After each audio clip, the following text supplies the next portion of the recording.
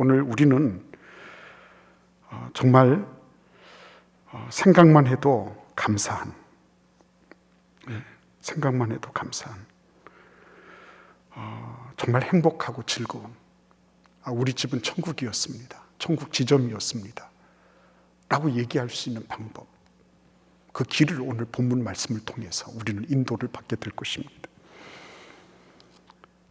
어떻게 하면 가정이 지옥과 천국을 오가는 그런 널뛰게 하는 가정이 아니라 천국으로서의 사명을 다 감당할 수 있는지 오늘 본문 말씀을 통해서 우리는 역력하게 보게 될 것입니다. 그래서 우리는 대문을 열고 들어가 현관을 보게 될 것입니다. 현관을 거쳐서 그 다음엔 우리는 식탁이 있는 가족들이 함께 모여서 밥을 먹는 그곳으로 가게 될 것입니다. 그리고 마지막으로 높은 거실로 우리는 인도를 받게 될 것입니다. 행복한 가정, 그 모습을 우리는 보고 싶은 거예요. 행복한 가정. 부모님들은 자녀를 존경하고 사랑하고, 말이 좀 이상해졌네요. 부모님은 자녀를 사랑하고, 그리고 자녀들은 부모님을 존경하며 따르는 그런 복된 가정, 그런 가정에 대해서 우리가 살펴보게 될 것입니다. 자, 맨 먼저 대문을 들고 들어가서 현관으로 갑니다. 현관에는 뭐가 있을까요? 오늘 본문 말씀을 같이 잠시 살펴볼까요? 오늘 본문 4장 1절을 읽어보겠습니다. 아들들아, 아비의 훈계를 들으며 명철을 얻기에 주의하라. 내가 선한 도리를 너에게 전하노니 내 법을 떠나지 말라. 5절에도 지혜를 얻으며 명철을 얻으라, 이렇게 말씀하고 있습니다. 현관에 들어서면 우리는 커다란 귀를 보게 될 것입니다. 듣는 귀지요. 들어야 되는 것입니다. 행복한 가정의 입구는 듣는 것으로 충만합니다. 잠언 22장 17절 말씀 이렇게 기록하고 있습니다. 너는 귀를 기울여 지혜 있는 자의 말씀을 들으며 내 지식에 마음을 둘지어다, 이렇게 말씀하고 있습니다. 귀를 기울여 듣는 것입니다. 듣는 것은 가장 수동적인 것처럼 보이지만 들음을 통해서 지혜도 얻게 되고 믿음도 얻게 됩니다. 로마서 10장 17절에서 믿음은 들음에서 나며 들음은 그리스도의 말씀으로 말미암았느니라. 듣는 것은 가장 귀중한 믿음도 발생시키는 것입니다.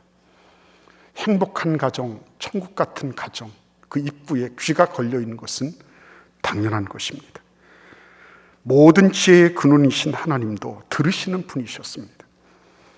시편 65편 2절 말씀에 보시면 기도를 들으시는 주여 모든 육체가 주께 나아오리다, 그렇게 기록하고 있습니다. 우리 하나님은 들으시는 분이십니다. 기도를 들으시는 분. 근데 어떻게 들으시나요? 시편 116편 2절 말씀에 보시면 그의 귀를 내게 기울이셨으므로 내가 평생에 기도하리로다, 그랬습니다. 그의 귀를 나한테로 기울이셨어요. 영어 성경에 정말 인클라인했다, 이렇게 했다, 이렇게 돼 있어요. 그런데 그거를 좀 더 적극적으로 표현한 구절이 있는데, 번역이 있는데, 그게 NLT입니다. New Living Translation. 거기 보면 이렇게 돼 있어요. 그가 나의 기도를 듣기 위해서 허리를 굽히셨다, 이렇게 표현하고 있습니다. 적극적으로 경청하신다는 거죠. 그리고 보니까 적극적인 경청은 능력의 발로인 것입니다. 능력이 없으면 들을 수가 없어요.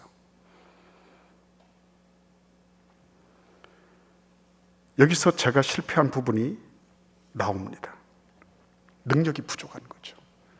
경청의 능력이 부족한 거예요. 다른 능력은 구하면서 들을 수 있는 능력은 구하지 못했어요.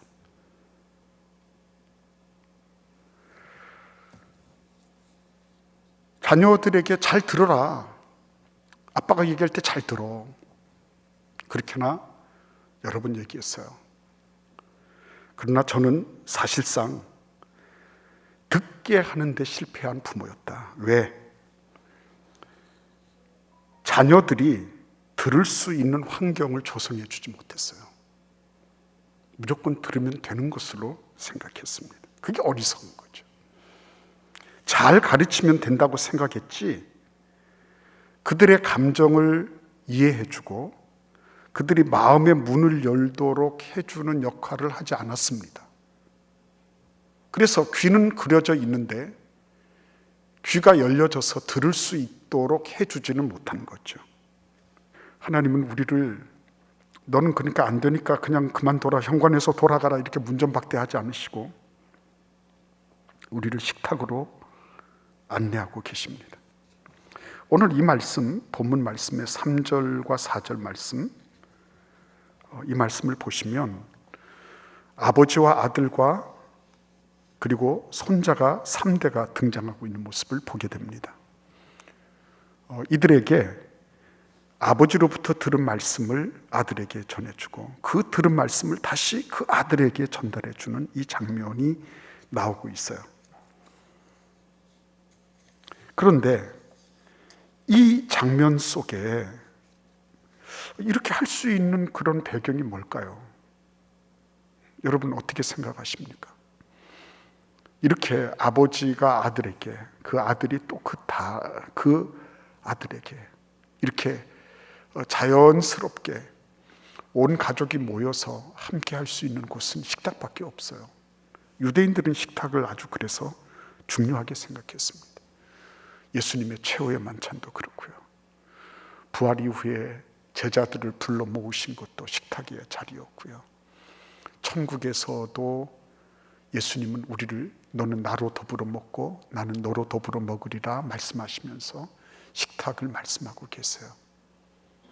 예수님은 자연스럽게 천국의 가족들이, 그리고 이 지상의 가족들이 천국을 이루는 그곳을 식탁으로 그렇게 상정하고 계셨던 거예요. 그래서 유대인 밥상머리 교육을 직접 체험한 분이 이렇게 말하고 있었습니다. 유대인의 밥상은 단지 밥을 먹는 것으로 끝나는 것이 아니었다. 손수 음식을 준비하는 어머니의 정성과 가족이 한자리에 모여 나누는 이야기꽃이 피어나는 화단이며, 새로운 반찬이 올려질 때마다 감사하고 찬양하며, 밥상에서 자녀들은 부모님들의 노고에 감사하고 아버지가 아이들을 축복하며 칭찬하는 자리이기도 했다. 그 밥상에는 예절이 있고 어떤 잘못이라도 허용되고 용서되며 화해하는 자리이기도 했고, 영혼과 육체를 보존하는 떡상이기도 했다. 이렇게 얘기하고 있습니다. 식탁은 먹는 입과 더불어서 말하는 입이 공존하는 곳이었어요. 성경의 식탁은. 그리고 그곳은 부모님들과 자녀들이 함께 만나서 음식을 매개로, 부모님은 자녀들보다 30년 앞선 경험들을 얘기해 주시고 자녀들은 그 얘기를 통하여 자신들이 가보지 않았던, 자신들이 경험하지 않았던 그 내용들을 미리 전달받고 그것을 간접적으로 체득할 수 있는 기회를 가졌어요. 그곳에서 어머니는 단지 음식을 만들어내는 그런 주방장 요리사로 끝나는 것이 아니라 온 가족들이 함께 식탁을 즐기면서 그들의 마음이 열려지도록, 여러분 입이 열리면 마음도 열리고 입이 열리면 뇌도 열리는 것입니다. 그래서 어머니는 그런 요리를 하시고 아버지는 자녀들에게 자신의 삶을 함께 나누고 자녀들의 목소리를 청취하는 그런 곳인 거죠. 그래서 음식을 먹는 입과 그것을 함께 나누는 입이 공존하는 곳이 이 그리스도인의 식탁이었습니다. 하나님은 우리를 그곳으로 인도하고 계신 거예요. 우리가 비록 그런 귀가 없었어요. 그런 귀를 가질 수 있는 여유가 없었습니다. 그러나 하나님은 다시 식탁으로 우리를 옮기셔서 그곳에서 이야기꽃이 피어나도록 그렇게 이끌고 계셨던 것입니다.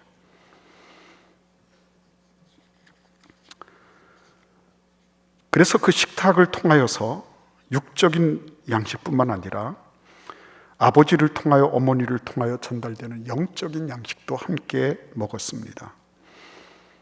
그리고 그곳에서 자녀들은 우리 집의 내력이 어떤지, 우리 집의 가치가 어떤 건지, 어머니 아버지가 어떤 것을 추구하고 계신지, 그리고 자신들이 학교에서 혹은 사회에서 느끼는 여러 가지 것들을 함께 나누면서, 그러면서 가족의 가치를 꽃피워 나가는 그런 곳이기도 했던 것입니다. 저는 이 장면에서도 실패했어요. 아침에 새벽기도 마치면 집에 가지를 않고 교회에 있으니까, 그러니까 아이들하고 이렇게 접촉할 수 있는 기회가 없는 거죠. 일주일에 한 번 아이들하고 밥 먹기 쉽지 않아요. 그러니까 어떤 때가 돼서야지, 생일이든지 뭐가 돼서야지 같이 먹는 거예요. 그러니까 애들하고 소통이 될 수 있는 그런 뭐가 없는 거죠. 집사람을 통해서도 새벽기도 올 때 몇 분 동안 차 타고 오는 동안에 잠시 듣는 거지 그러지를 못했어요. 여러분의 가정은 어떠십니까? 여러분의 가정은 식탁이 어떻다고 생각하십니까? 유대인들은 식탁을 굉장히 중요하게 여겼을 뿐만 아니라 식탁을 즐겼습니다. 어머니표 음식처럼 좋은 게 어디 있어요? 근데 그런 식탁의 추억, 그 식탁에서 이루어지는 그런 얘기들, 그 식탁을 통해서 받았던 용기, 용서, 이런 것들이 우리 한국 문화에는 잘 없는 거예요. 저는 항상 엄격한 그런 식탁 예절을 배웠거든요. 될 수 있으면 말하지 말고 조용하게, 그리고 쌀 한 톨이라도 아니면 반찬 이런 것들 떨어뜨리지 않고 얌전하게 먹는 거. 식탁이 그 밥을 먹는 자리지 무슨 얘기를 하고 대화를 나누고 웃고 담소를 꽃피우는 그런 시간이 아니었던 거예요. 근데 성경은 그렇지 않습니다. 예수님은 식탁에서 자리에서 일어나셔서 그 식사를 하시다가 세숫대야 가져오시고 허리 동이시고 제자들 발 씻겨주시잖아요. 식탁이 어떤 그 음식을 딱 먹고 끝내는 그런 통과 의례의 시간이 아닌 것이죠. 그 현관을 거쳐서 우리가 식탁으로 왔는데 식탁에서는 풍성한, 그죠? 육의 양식도 영의 양식도 그동안 있었던 일들도 하루 동안에 앞으로 일어날 일들도 다 같이 도마 위에 올려져서 어머니도 아버지도 아이들도 함께 요리하고 함께 생을 같이 공유하는 그런 자리였던 거죠. 여러분, 그래서 하나님은 우리로 하여금 식탁의 자리로 가게 하십니다. 그런데 다음입니다. 만약에 식탁의 자리도 제대로 돼 있지 않다면 어떻게 할까요? 저 같은 사람, 거실로 하나님 인도하십니다. 우리 같이 한번 8절과 9절을 읽어보겠습니다. 그를 높이라. 그리하면 그가 너를 높이 들리라. 만일 그를 품으면 그가 너를 영화롭게 하리라. 그가 아름다운 관을 내 머리에 두겠고 영화로운 면류관을 내게 주리라 하셨느니라. 여러분, 그를 높이라. 그죠? 그 거실 높은 천장에 샹들리에가 이렇게 내려와 있잖아요. 그죠? 그 샹들리에가 이렇게 불을 환하게 밝히는 것처럼 그 거실에는 높은 가치가 있습니다. 가장 중요하게 여기는 샹들리에 불빛처럼 환하게 모든 것을 밝혀주는 그런 가치가 있어요. 바로 지혜라는 가치예요. 지혜이신 예수 그리스도, 지혜의 근원 되신 하나님, 그렇죠? 그 말씀, 이 가치가 가장 높은 자리에 빛나고 있는 겁니다.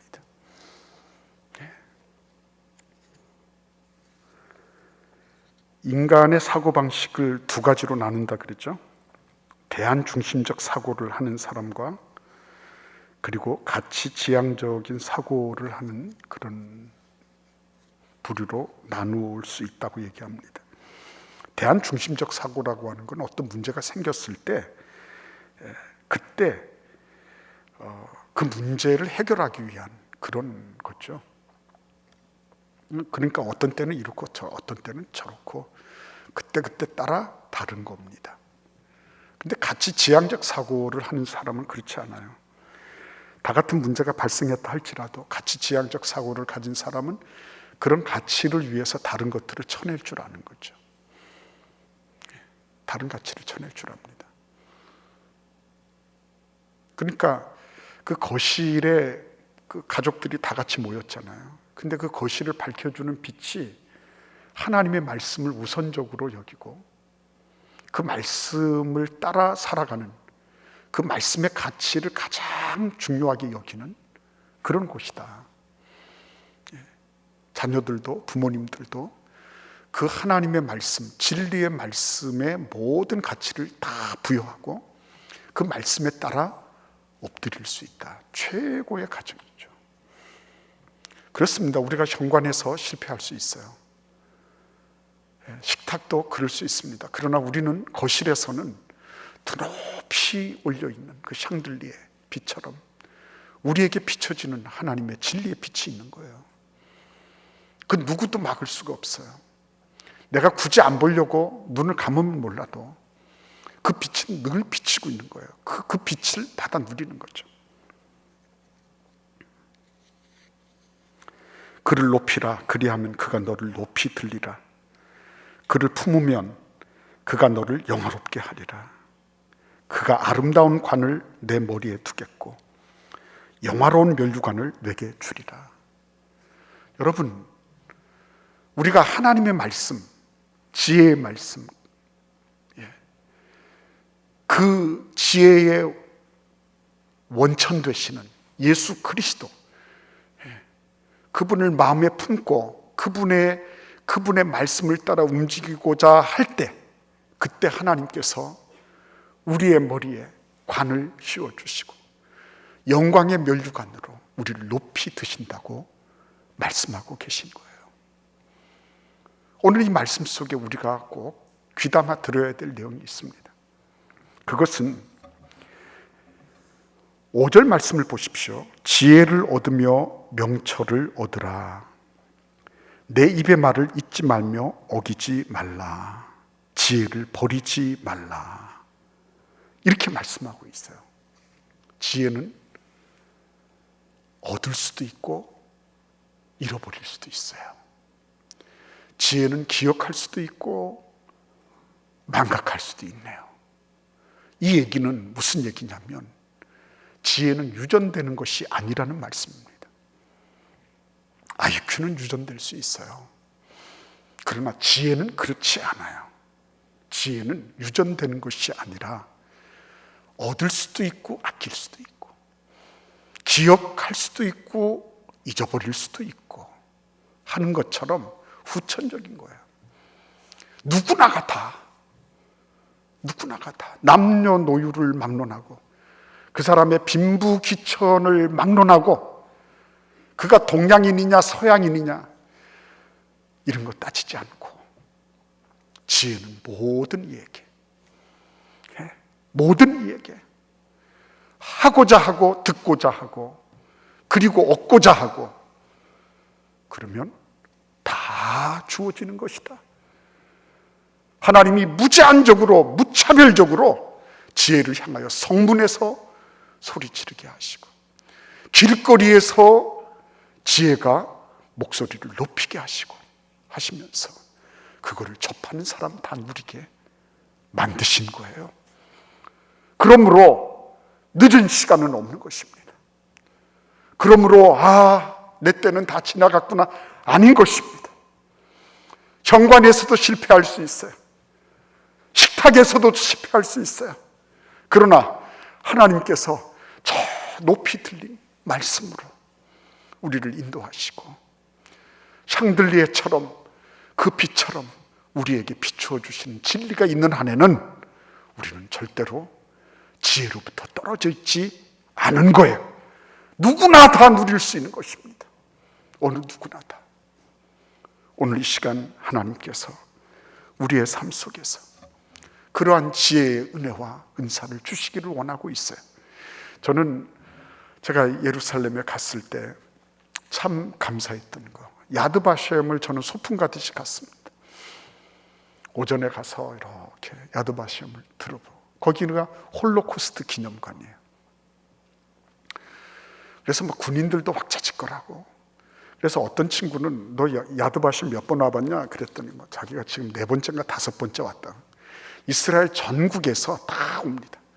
초등학생부터 뭐 대학생까지 막 여러 번 오고, 군인들도 오고 장교들도 오고 막 왁짝왁짝해요.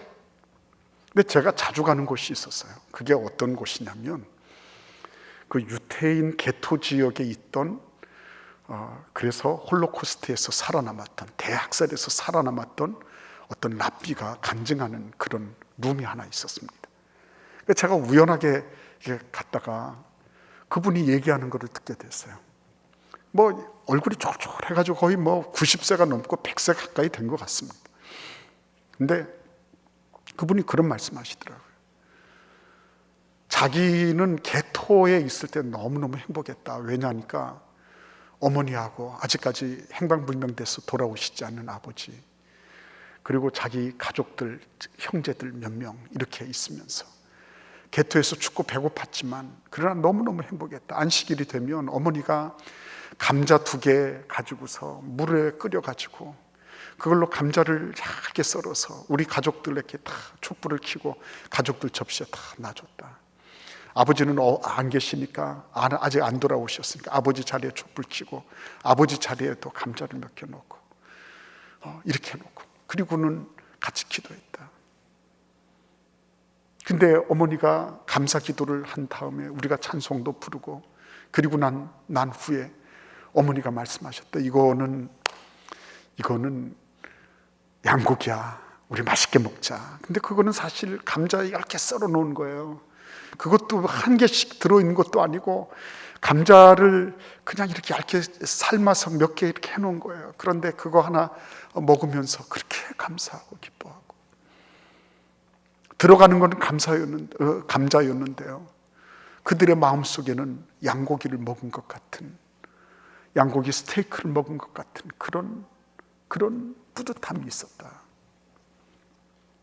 배는 굵고, 그리고 날씨는 춥고 항상 불안에 떨었지만 그곳에서 우리 어머니가 가르쳐 주신 안식일의 감사와 유태인으로서 하나님을 경외하는 그 뚜렷한 가치, 이거 가지고 살았다.